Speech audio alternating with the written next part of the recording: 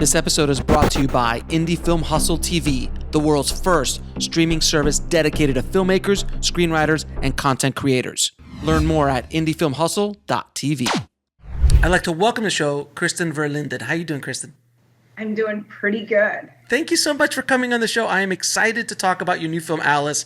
I get pitched all the time for people to come on the show, and when I saw your trailer, I was like, "Oh my God, yes, I have to have her on the show. I need to see this film, and then I need to go inside the mind that came up with this film, and see how the hell it got made." So, first question, my dear, is how did you get into the film, and why did you want to get into the film business? This insanity that is the film industry.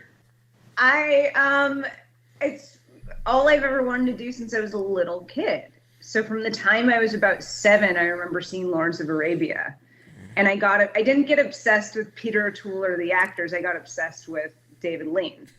And so my parents thought I was really weird, but I was obsessed with David Lean films. So I wanted to see Dr. Zhivago, everything he made. And it took me down that path ultimately. He was like a rock star. So then I got into Akira Kurosawa and Andrei Tarkovsky and Sam Peckinpah, which thank God my parents let me watch. Wow. And how old were you when you were watching Peckinpah?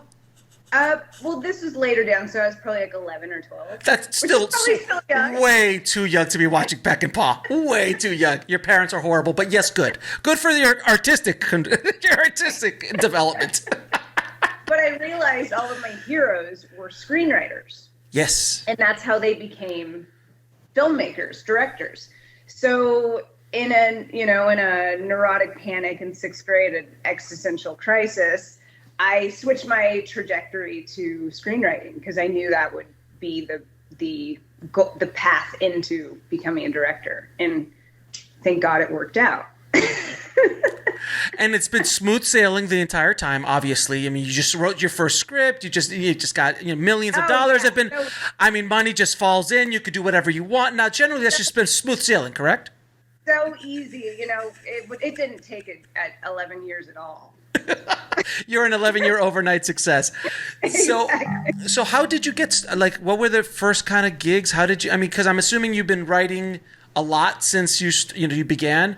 Yeah. But how many scripts did you write before something was purchased or optioned? Oh, man. Well, it was kind of a weird trajectory because I started working with Quentin Tarantino, and he became my mentor. Never heard of him. I have no idea who you're talking about. He's a really nice, little crazy guy, but he's trying to make it too. So. Yeah, he's hustling it out there as well, yeah.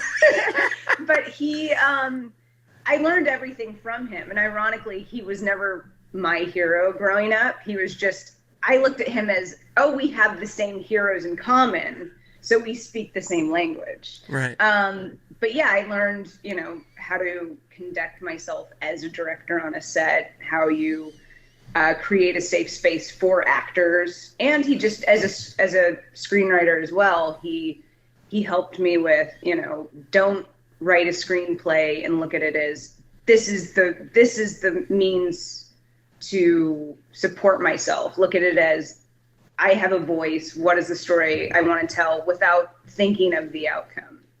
And that was the big difference from when I was writing as a teenager versus when I started working with him. And I don't know how many scripts I had written because I was writing scripts for since I was a kid. So, there were tons and tons. But the first script that sold was about Arthur Ashe. And I know it sold because that was when I finally listened to him and I wasn't thinking of the commercial aspect, and I was writing my heart. And so it showed. Yeah, because Arthur Ashe's bio is going to get at least $300-400 million budget. Easy, comfortably. Huge, very general market film. But so I have to ask you, though, how did you hook up with Quentin? How did that, because every filmmaker, every young screenwriter in Hollywood would love to be mentored by Quentin Tarantino at one point. So how did you guys meet, and what did you do for him as far as working with him? Yeah, so I met him, when I moved to LA, I started throwing underground movie nights. My uncle was a big boxer in the 70s. And so he broke Muhammad Ali's jaw and took the title. So and then he got into blaxploitation movies. This is all before I was born. So every summer, who was your father? Was it father or uncle? Uncle. Yeah. Ken Norton. Oh, shoot. Yes, I know. Of course I know who, because I'm like, wait a minute. I just saw the Muhammad Ali documentary. I remember someone breaking his jaw. Oh, wow. Okay. That's very cool. Yeah. And so when I graduated, I moved down to his house. It was kind of in the back of my head of like, yeah, that's free rent. So I started throwing movie nights in his house, and they became like a little underground thing. And it was Edgar Wright, who I met, who actually was throwing a movie night at his friend's house, and his friend was Quentin. So that's how we met, and it was like two Highlanders meeting, because Edgar said, oh, she's a cinephile and she loves movies, which is all it takes to start a battle. And then really? Arguing about Gunsmoke and random things at 10 o'clock at night. But so yeah, ultimately that's how I met him.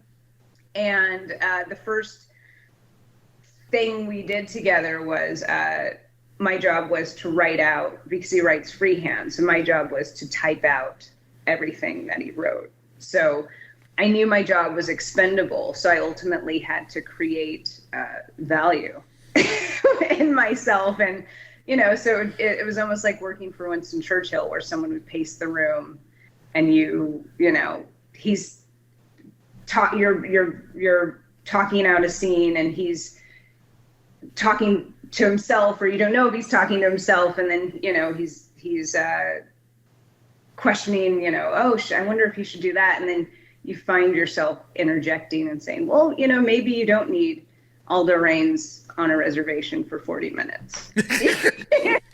Just as a thing. So what were some, if you don't mind me asking, what was the first project? So you're out there typing as he's writing or translating his scripts.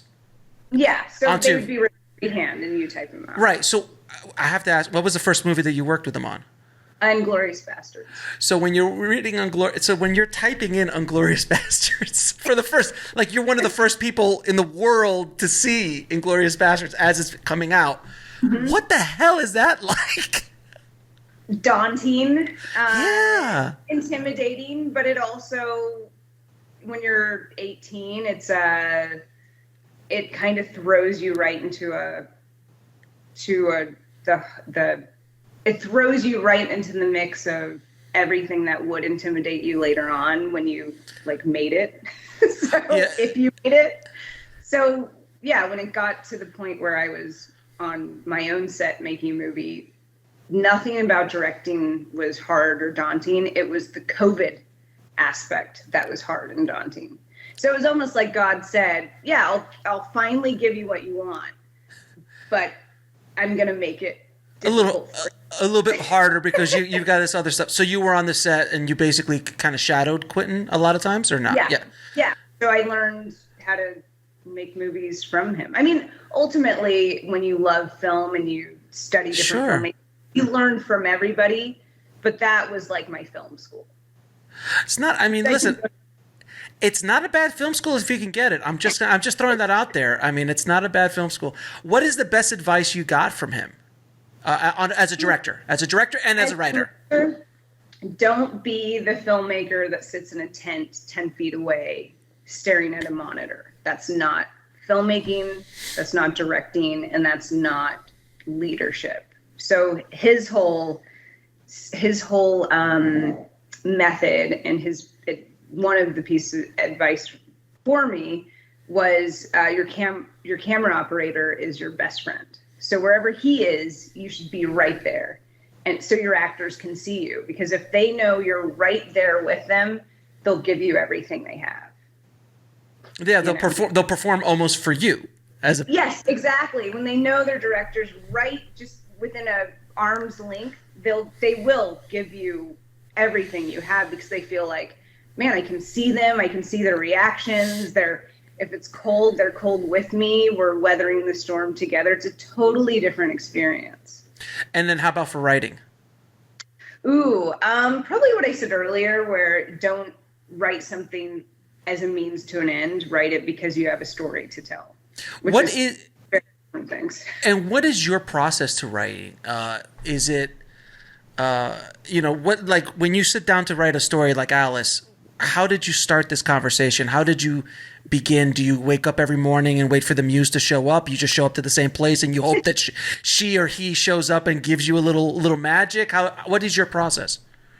Well, when I was writing Alice, I was like in a flow state that summer. I remember there was like tons of eclipses, so it was like weird energy anyway. But no, I was in the middle of finishing a script, and my mom had sent me a bunch of articles, and she always does. Like, with any parent, any parent with a kid that's remotely creative, they try to inject their little ideas into your life. Of course. So she sent me these articles, and they basically were 10 or 12 different articles about different people coming out in the 60s that were enslaved and didn't know slavery had ended in the Deep South. And so the more I dug into it, the more I was like, oh my God, it wasn't even there was never a moment where I said, I have to write this. In that sense, it was more like, I remember reading the articles, and within 48 hours, I just opened Final Draft, and I was like, what would that even feel like? It was more me trying to get a feeling of what that would be like in the best way I could. So I just started writing. I remember I just wrote the first scene, and then from there, within 7 days, it felt like I was channeling. Within 7 days, I'd written the first draft. I always love asking writers that, because I feel that as I write, sometimes I look at the page, I'm like, who wrote that? Like, how did that? Whoever wrote this is fantastic. This is great. Yeah, exactly. Or sometimes it's like, this is dog crap. I obviously wrote this part. Yeah, I heard the best analogy for the creative process for writers ever when I spoke to the writer of Turning Red, the Pixar writer, Julia Chow. Mm-hmm. She said, it's like a surfer. Every day you go out and you try to catch the waves. The waves come and you have no control over the waves, but you need to have your craft to a place where you can catch a big wave when it comes. Because if you're a newbie, you'll get that wave is just too much for you. It's daunting. And then you question, I shouldn't be doing this. Right. But you have to show up every day. And some days the waves are good. Some days the waves are horrible, but you have to keep showing up. I'm like, wow, that is amazing, because it is just waves of inspiration, waves of that thing that we tap into as writers. And I always believe, go ahead. And trust. That was a big thing I've learned now, is trusting the process. Whereas 5 years ago, I would have panicked and said, oh, this is the universe saying that I shouldn't be writing this. So you just stop. Now, and even, Nikola Tesla, this is random, he said creativity comes best at night, energetically. Uh-huh. So I actually, with the script I'm writing now, I've never been a night writer, but I've been trying it, and there is something to that. Interesting. It's an easier channel. It's an easier channel, if you will. Yeah, it's like the forces have calmed down for the day. So. I love working. I like working early morning, so like it's still night. Yeah. So it's like on the I'm getting the downward spiral. I'm not at the top of the hill, but I'm getting the downwards. But yeah, when everything's quiet and there's nobody to bother you, there's no phone calls, there's no emails. That is a fantastic. So you came up with Alice, which is Can you tell the audience what Alice is about? So in a short sentence or two, just so people understand the genius. Yeah. Should I get? Well, yeah. I'll give. Yeah. Give a description. Yeah. Alice is about a woman on a plantation who runs away, only to find out that it's 1973. So she's a slave on a plantation. Very important part. Slave. Yes. Yeah, she's not the owner. She's a slave. That's a totally different movie. That's a whole other Alice movie. is born into slavery. That's the only world experience she's had, her only world. And we get hints and glimpses that there might be something else out there. And when she does finally make her escape, we realize that this family had been keeping up a tradition for 10 years after slavery was abolished. And the first person she meets is Common, which is... First person I would get in a car with Common, and that's what I asked myself when I was casting. If I were Alice running into a world I didn't know, who would I get into a car with? I would feel safe getting into a car with Common. You know what? Oddly enough, I know he's played some badasses in his day, but he has that face. He has a really kind of calm. There's something paternal about him. It's very calm. He has a very calm energy, if you will. Yeah, he's been in John Wick, and yeah, he's been a badass, no question. But when you see his face, you don't. It's. Yeah, I agree with you 100%. It was great casting. Great casting. Yeah, and because there's also this thin line between we don't want the audience to want these two to get together. Right. You know, I was finding that myself. I was kind of like, while I was watching the film, I'm like, are they going to get together? But she's got a guy back at the plantation who got, you know, so I'm like, is he like, so, but there was never an instant that there was a look or there was a thing that you're like, oh, there was never a hint of it. And it was just very, almost transactional, but with love, if that makes any sense. Like a brother-sister love. It was just great. Yeah. I really enjoyed that. Now I have to ask, okay, so this script gets written. What's the process when you send it out? How did you get the financing for it? How did you get this film off the ground? I mean, it's not the easiest sell on paper. I mean, there's no capes. Now, if you would have had, if Alice would have had a cape, 100 million. But and you know, attaching myself as a director, first time, it wasn't like I had a short film to say, yeah, look, I you know, I have vision, I have an eye. All I had was the writing. So I'd written probably 5 or 6 scripts that had sold at that point, and I was at the stage in my heart where I felt like, okay, it's time to make the transition into what I really want to do. Right. Writing is beautiful. I love it. It feels like flying, but I'm only using a percentage of what I'm capable of. And so, you know, you write multiple scripts and you feel like a surrogate mother. You're carrying this child, and then you're handing it off to someone else. So when I wrote Alice, it was a story that felt, every story feels cathartic, but this one felt different in the sense that I knew I could shoot it for a certain budget, you know, so I wasn't attaching myself to some big screenplay I wrote saying, yeah, you know, I'm capable of doing this. I knew it was something I could do that was doable and practical, but it was also something that felt very, very personal, just because I grew up in a small town and didn't feel like I had a voice that was primarily white. And my mom's black, my dad's white. So you kind of feel like the odd person, you know, stuck in this little world, and, you know, you have no voice. You feel just completely trapped, only to leave. So there was something very personal about it. And I just fell in love with Alice.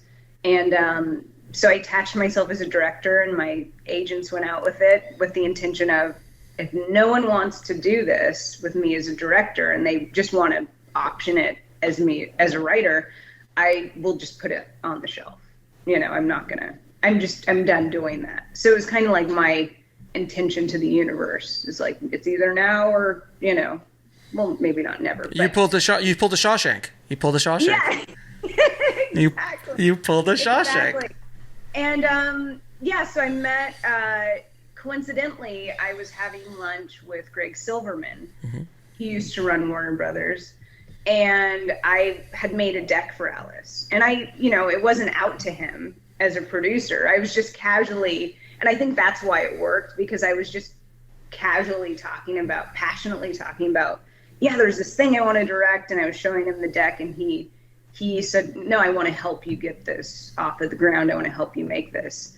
And so it was Greg's help brought me to Steel Springs with Peter, who was the financier and producer. And it happened really, really fast. Like within probably 3 or 4 days, we were talking about casting and had casting agents.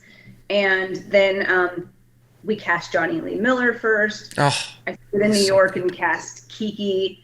And then I met Common here in town, and we hit it off, and we cast him. And I was like, wow, this is when everything aligns, it's meant to be.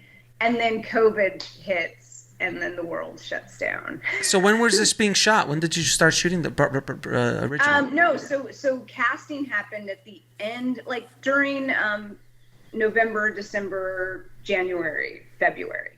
Of what year? Of what year? 2020? 2019. And then 2020. So February 2020, we were already like, okay, the line producer, we had scouts out, we were gearing up to go. And then, everything shut down. I remember watching the basketball game where they stopped playing, and I was just like, we're not going. So that feeling must be, I can't even imagine. I can't imagine because I've gone through that. Not exactly like yours, but when your whole life has been aiming to one direction and you get there and then really unheard of, the world shuts down. Yep. It's because it's not about you. The movie didn't fall apart. The funding didn't go away. The actor didn't leave. The world shut down. And you're just like, really? That's what it was. I was like, and then I'm super spiritual. So I went to the place where it was like, well, I attracted this. Like, this is my perception this is my version of the world.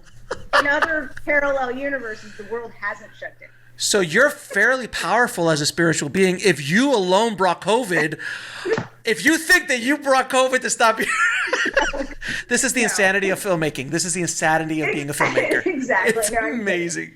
But I took solace in that, of course. Sure, of course. But miraculously, we still plugged along. Like, the producer's like, no, we're going to Georgia on this date, and we did. So in June, we went down there to prep.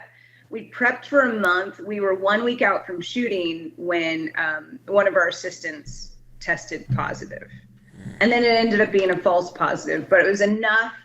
There was so much insanity that summer of 2020 that we were like, okay, for everyone's safety, we have to be rational. So we shut down. We came back in September, and in September, we were like, okay, we'll just run and gun, almost guerrilla style, truly, like literally wrapping a scene and getting on go-karts and rushing to the next, to the next spot to shoot.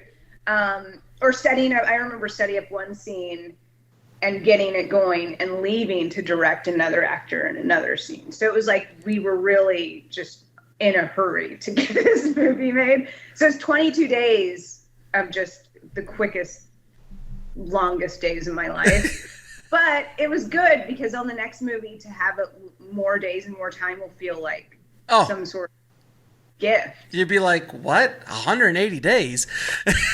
What am I, John Woo? Like, how is... Exactly. How am I... How is that? Or 40 days will be like, whoa, if you double... 6 hours a day, that's amazing.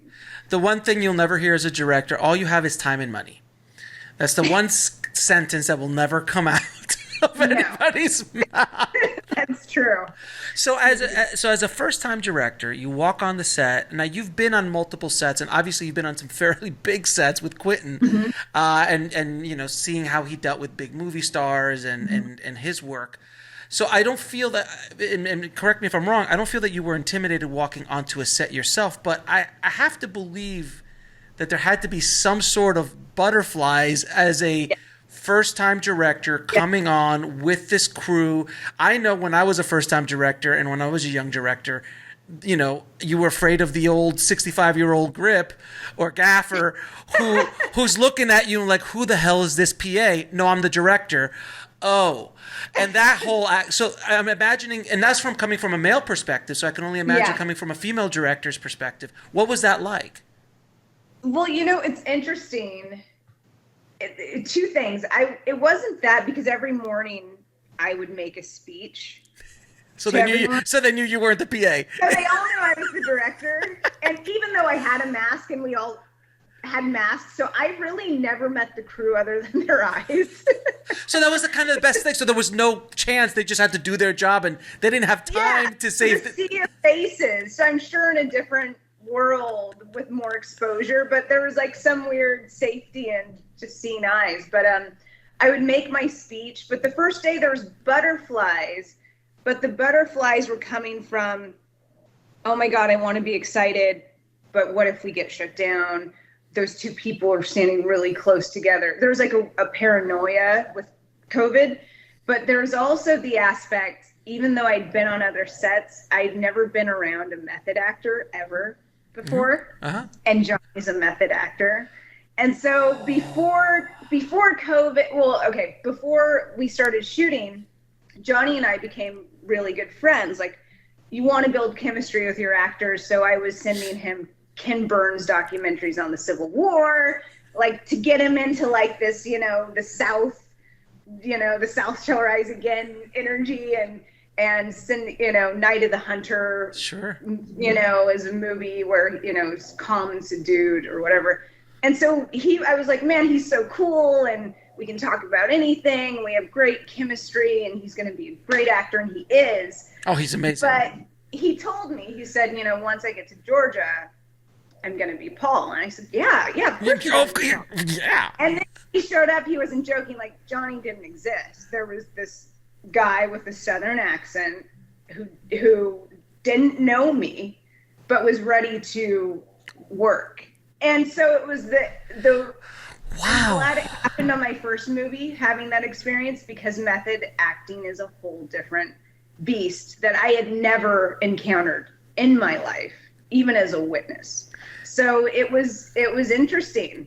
And every day, Keke and Common and Johnny's days only overlapped once. Right. But it was just interesting to have Paul on set and never Johnny.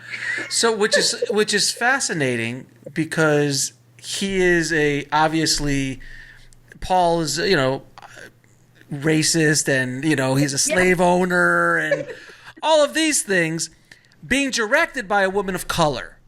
Yep. How did that? I just have to ask, like, how did he take direction from a woman of color if he's method?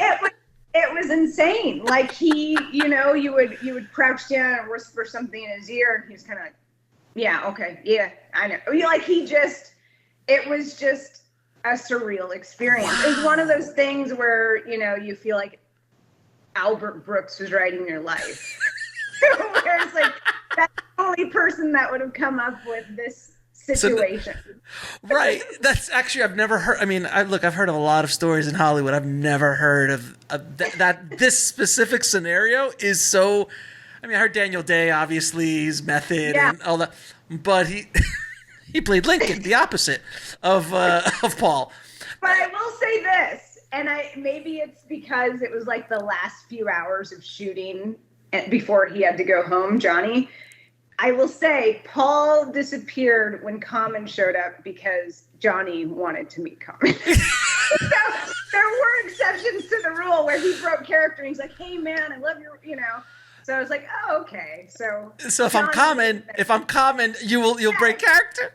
And I guess Paul can back up so Johnny can meet him. That is fascinating. I've never dealt with a method actor in all of my career. I've been directing. Very interesting. It is. I've heard stories, and like Jim Carrey on the set of Man on the Moon, who literally was channeling Andy Kaufman, for God's sakes, on that film. They made a documentary about how crazy he was on set. Yeah, exactly. It's insane.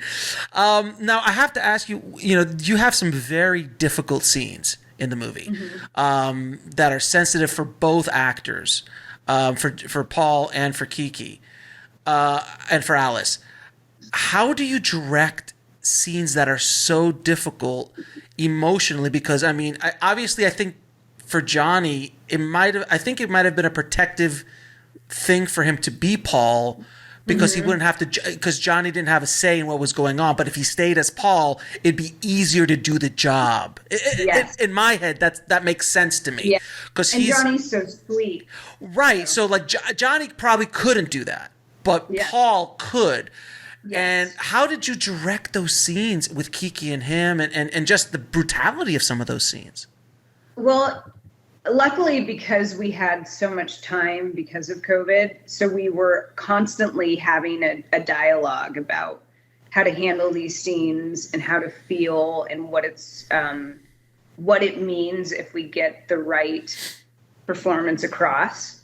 And so it was just taken very lovingly in every way. So before we shot those scenes, we actually rehearsed them so we could, kind of get, and not full-blown performances, but kind of get into... Dip your toe in. Yeah, dip your toe in and to kind of absorb and go home that night and think about it and feel it. And for Keke, I know it was very, very, very emotionally taxing.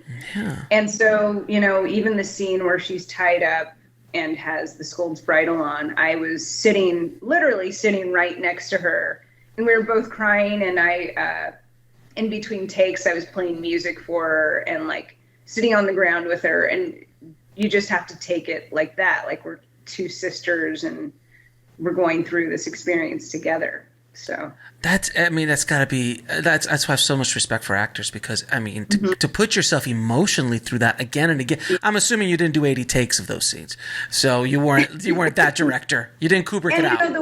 The weirdest part was it was also during the presidential election.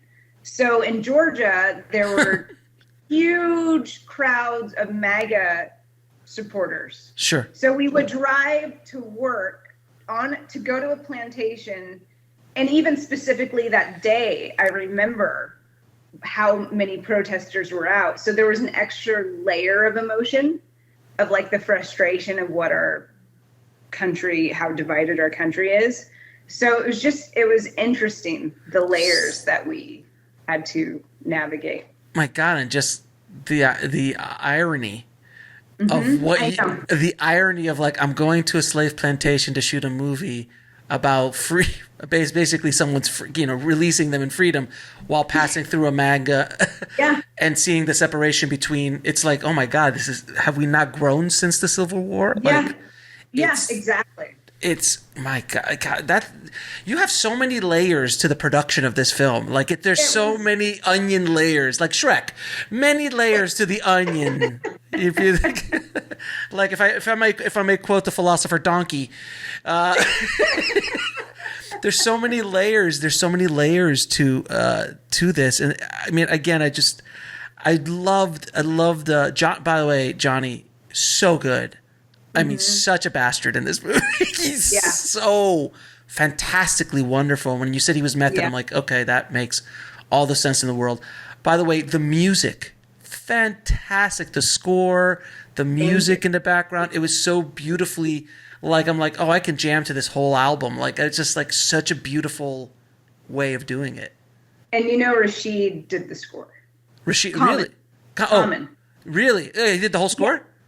Yeah, so when I was writing the script, I did the needle drops. So all the songs I was writing to. That's another Quentin thing. But I imagine. With the score, he had said when we first met, he was like, if you are open to it later on, you don't have to think on it now, but no pressure. I would like to do the score or try, You mean you mean the Oscar winning, the Oscar winner? Yeah, sure, got it. And so, once we got to Georgia, I was sending him music and ideas, and he was sending me music, which is surreal because as a little kid, Common was my hero. Oh my God! So I was like, this is so cool, and it was nervous because at first I was like, is it okay to send him like this idea, because I'm not, I'm not in the music business, but he was amazing, and he went above and beyond with scoring this movie and capturing the energy. And like, I remember one day when we got back to LA and they were scoring, he called me and he's like, "Hey, Chris, Shaka's in the studio and I want her to do a song for us. What do you think?" And it's like, what? No, absolutely not. Yeah, no, I never. Shaka Khan, no way. Never. But so he was pulling off stuff that, with our budget, we could have never done. So Common's an angel. Wow, that's remarkable. Like, no, Shaka Khan. Can you get K-pop though? Can you get a K-pop band? But not Shaka. Shaka, what? No. No. It was so beautifully done. I just felt when I listened to scores for movies, a lot of times it's kind of, you could just see that they were kind of like just thrown in. But this was so weaved into the narrative. It just fit so beautifully. And I didn't know Common did it. And of course, the needle drops are all beautiful. I'm like, oh, I love that song, love that song, love that song, that song. But the references, and when she's watching, was it Coffee? Yeah, Coffee. And watching Pam Grier, and just like, oh man, that's some good stuff right there, man. That's just, she looked fantastic. The production, the costume design. Oh, yeah. So good. So good. Now the costume designer did do Shawshank, since you brought She did Shawshank? Yeah, she's a super talented woman. I love her. Well, Shawshank's one of my favorite. I mean, I always tell people, like, what's your, like, Shawshank's probably as close to perfection. Yeah. As a writing sample, as a directing sample. Beautiful. It's just, yeah. My audience understands my love for Shawshank, so I won't go deep into the weeds on it, but it's just one of those films. Now, as a director, we all go through a day on set where the entire world is coming crashing down around us. Mm-hmm. You're losing the sun, the camera doesn't work, the method actor is having an issue, something is happening, and you're like, oh my God, why am I here? What was that day for you, if it wasn't every day? What was that day for you? Say that was the whole shoot. But was there a moment in that shoot where you just, besides COVID, that something happened, you're like, how am I going to get through this? And how did you get through it? Yeah, well, there were the first scene in the movie. I remember the camera operator was like, the dolly isn't working for the opening shot. And I was just, we kind of sat there, and the producer's like, we have no time, keep going, just figure it out. So you're sitting there, and so you come up with a new way of opening the movie. So that was one experience. I mean, there were so many days like that.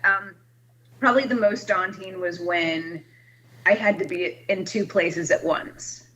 Mm-hmm. And this is probably like on the fourth day, so you're still kind of getting into the rhythm, and you're feeling sorry for yourself. You know, like, why am I here? Maybe I don't want to do this. Maybe this isn't my life path. Yeah, every director at one point or another had that conversation in their head.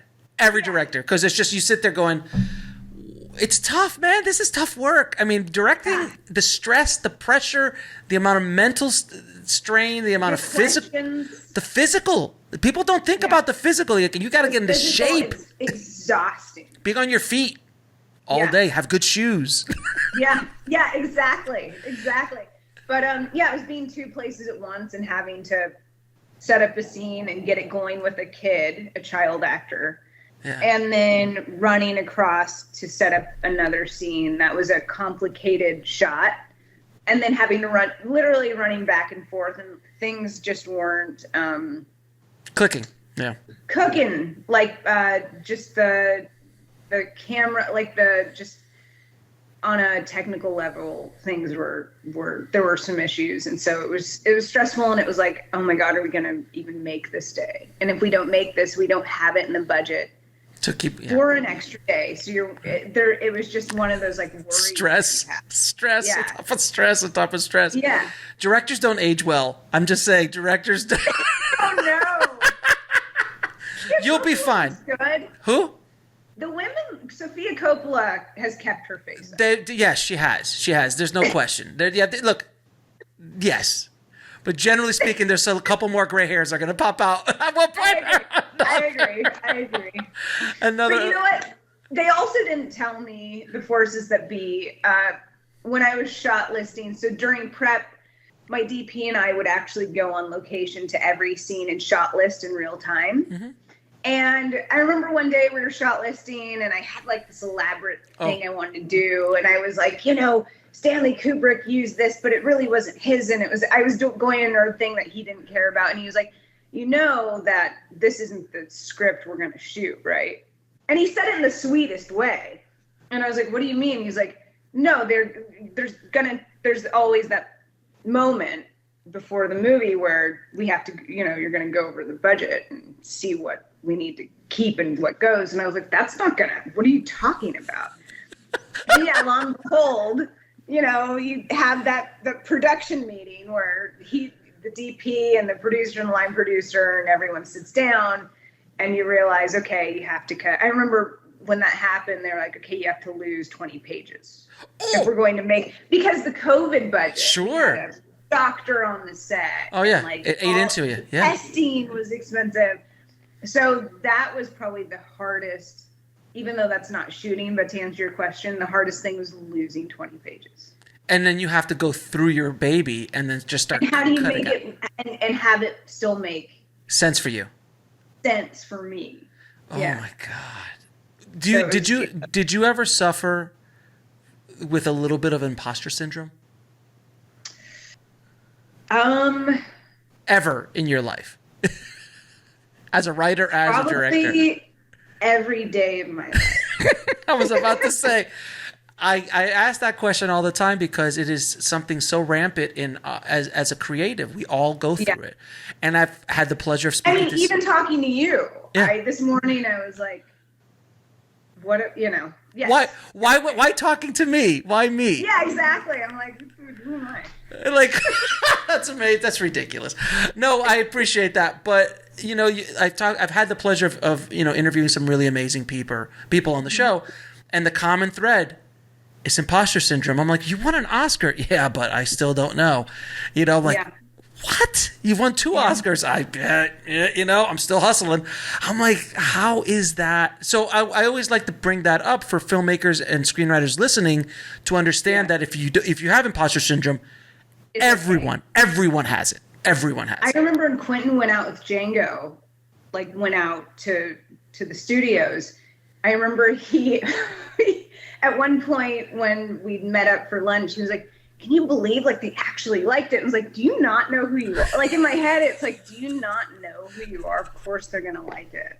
What's your, what? But he still is amazed when people react to his screenplays and stuff. And I think the moment he doesn't, that's when the problems will begin.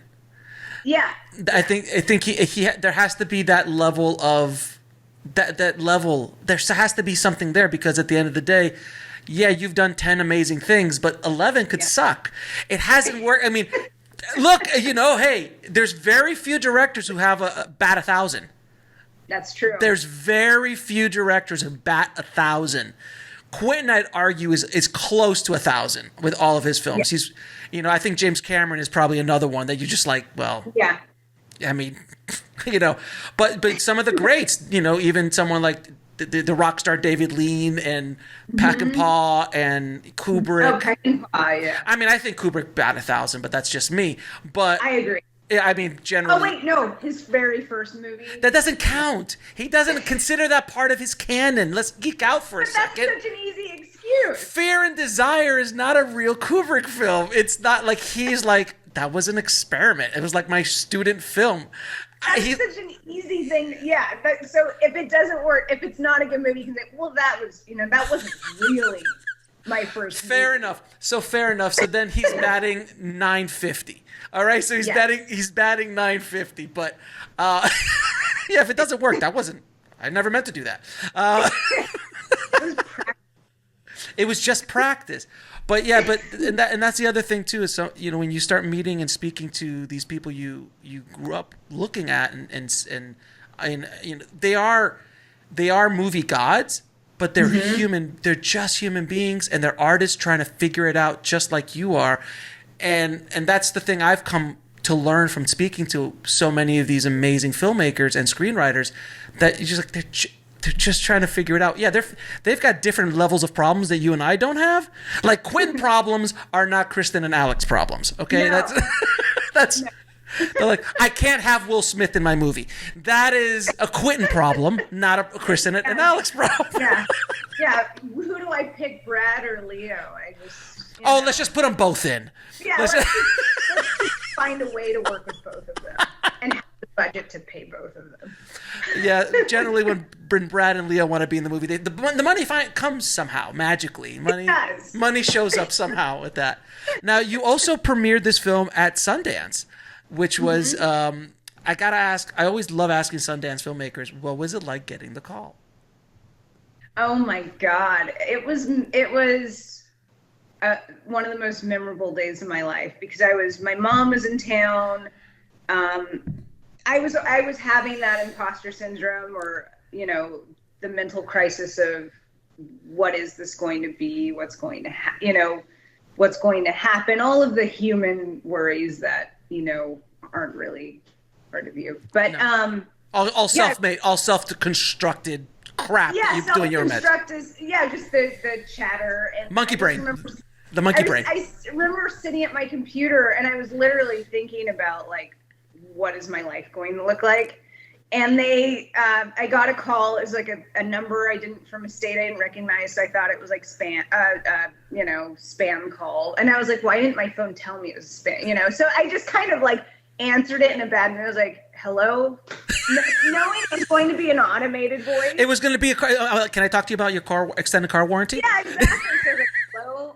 And there was like a silence. And he's like, hi, this is Charlie. And I was like, okay. And then he was like, yeah, Charlie from Sundance. And I thought he was calling just to say it didn't make it. They don't do that. Because They don't do that. I wasn't, it was, it's like way of the samurai logic, expect nothing, prepare for everything, which is probably bad logic. So I was just kind of bracing myself for the look, we're a limited year, we're not accepting as many movies, blah, blah, blah. And it was the total opposite. He was like, we loved it. You're amazing and da-da-da-da-da. Which, is nice to hear sometimes. Sure. And then he told me, and I just remember feeling like I floated out of my body and floated around the house for a minute. So, that must have been amazing. And of course, unfortunately, this year's Sundance was not in person. So you didn't get the full Sundance experience. No. Not this year. I've been to Sundance multiple times. Me too. It's so great. I love Sundance. Yeah, I had the bags ready to fill up. From the gifting suites. Oh God, yeah, the gifting suites and all. Oh yeah, all that stuff. But it's just a very special. Sundance is a very special. Park City is a very special place. Yes. Yeah. No question. Now, when is this? When is the film coming out? And when is it available? This Friday. It comes out this Friday, which would be March 18th. And it'll be available everywhere or just in theaters? In theaters, and then 2 weeks later on demand. Streaming. Mm-hmm. Streaming everywhere. Anywhere you can get streaming. Rentals and all that kind of good stuff. Yeah. And what's next for you? Ooh, as a master of my own destiny, there are two things. So next would probably most likely be actually a TV series, and I have a film as well called 1968, but on the TV side it is the rise and fall of Butch Cassidy and the Sundance Kid. Ooh, that sounds nice. Yeah, so I'm really excited, and it's again bending the genre and looking at it from a different perspective, from the point of view of a Pinkerton agent that has to get into the gang in order to sabotage them. But he ends up feeling closer to the gang than actually the Pinkertons. So, obviously. Which is a true story as well. Really? I mean, if you're hanging out with Butch Cassidy and Sundance Kid, I mean, I'm assuming that's a pretty cool hangout. Yeah. So I have a couple questions to ask all my guests. What advice would you give a filmmaker or screenwriter trying to break into the business today? Follow your heart. Tell a story that isn't dependent on the outcome, but something that feels cathartic and true to you. And if you just want to be a director and not a screenwriter, I would say write a screenplay, because that will help develop your vision and a sense for the kinds of stories you want to tell, regardless if you even want to do something with that screenplay. So, what is the lesson that took you the longest to learn, whether in the film industry or in life? Trust the process, have patience, trust in the universe. Enjoy the flow. Just get into the flow. Yes. Don't get out and push the river. The river flows by itself. Yes. Let's go the reins. Now, I'm going to ask you a two-part question. 3 of your favorite films of all time. As of right now, at this moment in time, it could obviously change in a matter of 15 minutes. But at this recording, 3 films. Pat Garrett and Billy the Kid by Sam Peckinpah. So good. Ooh, Jesus Christ. See, then I blank out. I'll do some contemporaries because they're alive. Get their roses. Paul Thomas Anderson, There Will Be Blood. Sure. And then I would say Seven Samurai, Akira Kurosawa. Well, I mean, of course. I mean, Seven Samurai. Yeah. I mean, there's so many, but there's thousands. There's thousands, of course. I'm blanking. And then 3 screenplays every screenwriter should read. Ooh. I would say Goodfellas. Good one. I would say any Woody Allen. Maybe I shouldn't. He's canceled. Listen.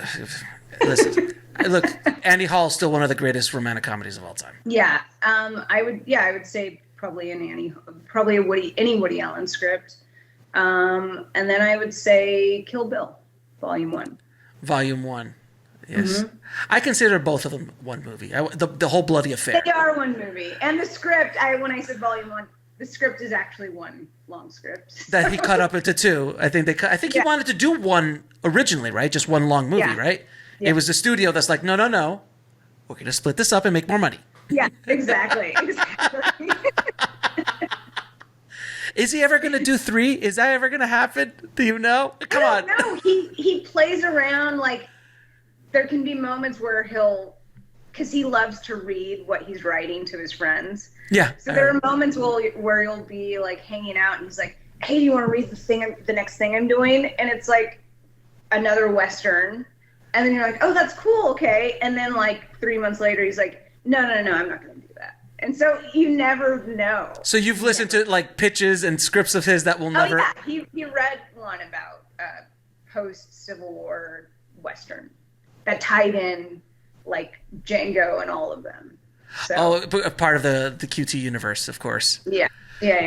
I have to ask you one question. Maybe you'll know. Is he serious with this whole 10 movie thing or 11 movie thing that he's going to retire? He can't retire.